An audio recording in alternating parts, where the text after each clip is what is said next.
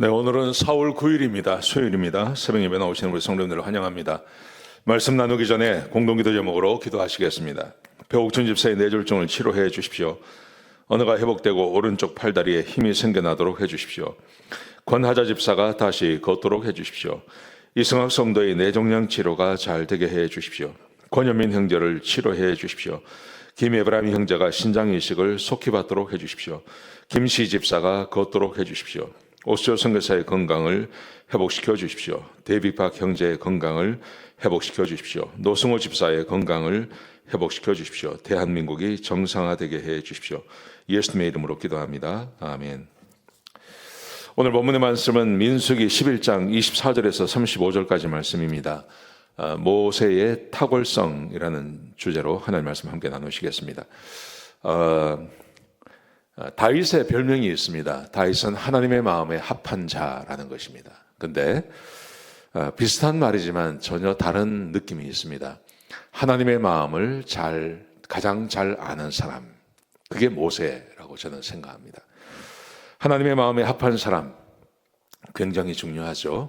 또 그것만큼 중요한 것이 하나님의 마음을 가장 잘 아는 사람이라는 것입니다.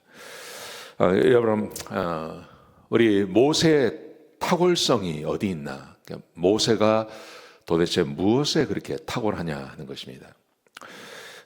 잘 아시는 것처럼 모세는 40년 동안 애굽에서 그 왕자의 그 교육을 받습니다. 근데 그것으로 뭔가를 하려고 하다가 그는 실패하죠. 그리고 미디안 광야로 가서 거기서 40년을 보냅니다. 거기서 40년을 보내면서 모세는 자신감이라는 것을 다 잃어버린 사람이 되어버리고 마는 거죠. 그래서 오죽하면 자기 아들의 이름을 게르솜, 내가 타국에서 이방인이 되었다, 그런 말을 쓰고 있는 겁니다.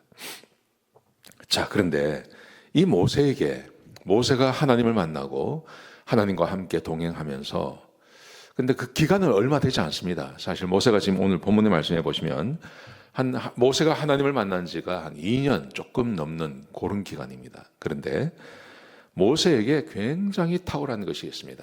자, 어떤 내용인지 같이 한번 보시겠습니다. 모세가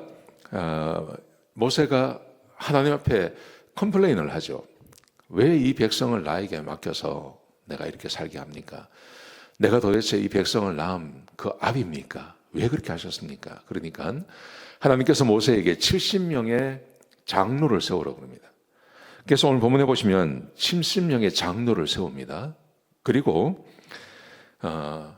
이 70명의 장로를 회막 앞으로 부릅니다. 장막으로 부릅니다. 그리고 불러서 그들에게 하나님의 말씀을 다 증거했습니다. 그랬더니 하나님께서 구름 가운데, 25절에 보시면 구름 가운데 강림하셔서 70명의 장로에게 성령을 부어주셨습니다. 성령을 부어주시니 그 성령을 받은 사람들이 예언하기 시작했습니다. 그게 25절에 기록되어져 있습니다. 자, 그런데 그 70명의 장로 중에 두 사람이 있었는데요. 엘닷과 메닷이라는 사람이 그 70명이 모이는 그 장소에 가지 않았습니다. 가지 않고 이 사람이 자기의 장막에 있었던 거예요. 자기 집에 있었던 거죠. 근데 놀라운 것은 본문에 보시면 이 엘닷과 메닷이라는 사람에게도 성령이 임재하시는 거예요. 성령이 임재하셔서 이 사람도 예언을 하는 겁니다. 여기서 우리가 한 가지 생각해 볼 수 있는 것은, 물론 엘닷과 메닷이 잘못했습니다. 하나님께서 명령하셨고 모세가 부르면 나가야 되는데 나가지 않았죠. 근데 무슨 이유 때문에 나가지 않았다는 말은 없습니다. 근데 무슨 이유 때문에 나가지 않았는데 하나님께서 70명의 장로에게 성령을 부어주셨는데 집에 있고 장막에 나가지 않은 사람에게도 성령이 임했다는 말은 하나님은 모든 걸 다 알고 계신다는 겁니다. 장막에 나오지 않은 사람도 알고 있다는 거죠. 그래서 나온 사람들에게만 주어진 게 아니라 나오지 않은 사람에게도 하나님께서 성령을 부어주셨습니다. 자, 그런데 이 이야기를 한 소년이 이야기를 했어요. 여호수아가 이걸 들은 겁니다. 여호수아가 이걸 들었고 여호수아가 화가 났어요.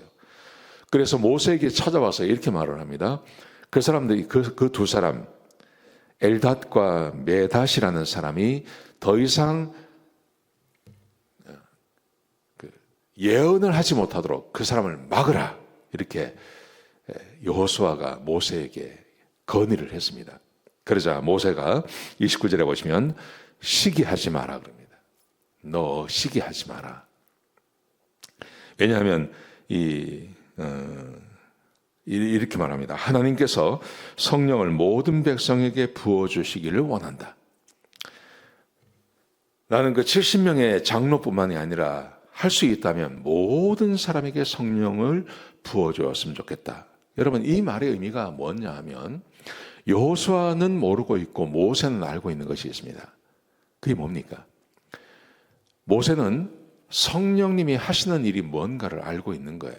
성령이 임하시면 하나님의 뜻을 알고 하나님을 알고 하나님의 말씀에 순종할 수 있는 힘과 능력이 생겨나는 것입니다.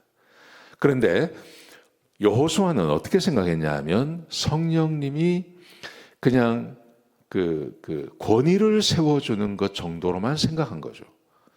그래서 왜 순종한 사람들에게만 성령이 임하셔야지 나오지도 않은 사람에게 왜 성령이 임합니까? 그러니까 하나님의 영이 임했다는 것을 그냥 계급 혹은 특권 혹은 어떤 지도자들만 받을 수 있는 것이라고 생각한 겁니다. 요즘 말로 하면 성령님을 파워로만 생각한다는 거죠. 그런데 모세의 탁월함이라는 것은 성령님의 역할을 정확하게 알고 있는 겁니다. 왜 자기 백성이 그 많은 기적을 경험하고 그 많은 능력을 경험했음에도 불구하고 틈만 나면 하나님을 원망하고 하나님을 떠나려고 그러고 하나님을 모른다 그러고 도대체 왜 그러냐 하는 것입니다. 그 이유는 성령님이 임하지 않으셔서 그렇죠. 근데 성령의 사람 이 모세는 이것을 정확히 알고 있는 겁니다. 그래서 모세가 말하기를 시기하지 마라. 이 성령님이 우리 모든 백성에게 임하기를 나는 기대한다. 그렇게 말하고 있는 겁니다.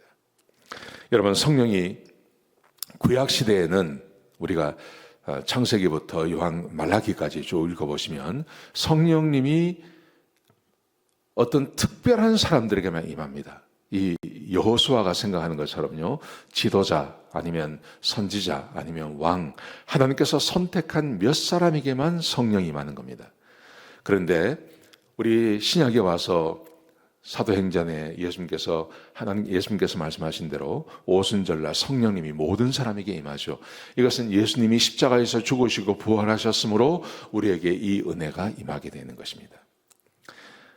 모세의 탁월성, 이 모세의 탁월성은 다른 데서 오는 것이 아니라 하나님과 교제하고 하나님과 함께 동행하면서 하나님의 마음을 아는 사람입니다.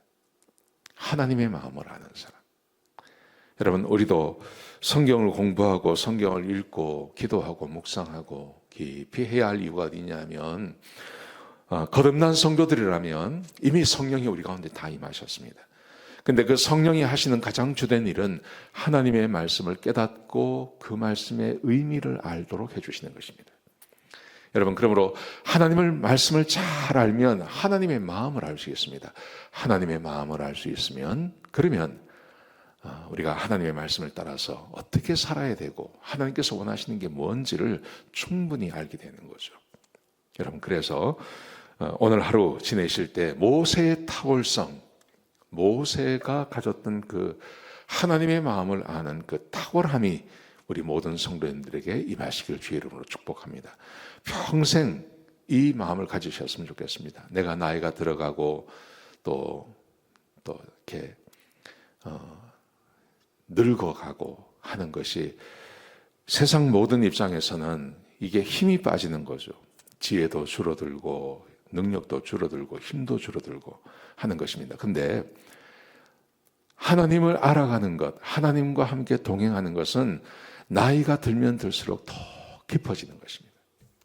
그래서 한번 이런 욕심을 가지셨으면 좋겠습니다. 내가 올해보다는 내년이, 작년보다는 올해가, 세월이 가면 갈수록 하나님의 말씀을 더 많이 알고 그래서 하나님의 마음을 더 깊이 아는 사람으로 나를 세워주십시오. 이렇게 한번 오늘 마음을 가지시고 하루를 보내시기를 주의 이름으로 축복합니다. 기도하시겠습니다. 하나님, 귀한 말씀 주셔서 감사를 드립니다.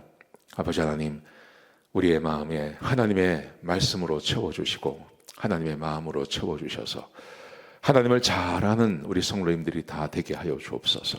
우리 모든 성도님들을 그렇게 키워주시고 인도해 주시고 축복하여 주옵소서. 감사합니다. 예수님의 귀하신 이름으로 간절히 기도드렸습니다. 아멘.